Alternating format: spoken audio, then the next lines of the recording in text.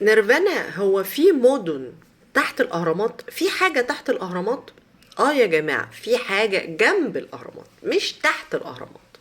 لأن تحت الأهرامات مفيش حاجة، هي حواليها مدن ومعابد ومقابر. وبصوا، كومباوند يعني. زي مثلا الصورة دي، تعالى اوريها لكم بطريقة أوضح شوية. زاوية التصوير هتحسسك إن في مدينة تحت هرم خفرع. وهرم خفرع سهل قوي ان انت تميزه، لان الحته اللي فوق مكتمله وعليها جزء من الكساء الخارجي اللي وقع منه كتير.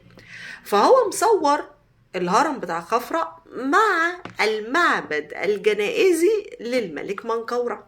ايوه، ده معبد جنائزي للملك منقورع، كان بيتم عمل فيه طقوس كتيره جدا خاصه بعمليه الدفن.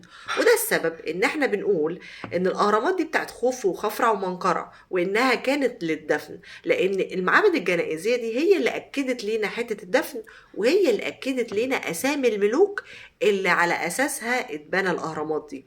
يعني مثلا في معبد الجنازي مكتوب منقورع تبع منقورع، وكذلك في هرم خوفو مكتوب خوفو، وهكذا. فخلوا بالكم، الصور خداعة والأفكار خداعة أكتر، لكن الأثر موجود على أرض الواقع. روحوا زوروه.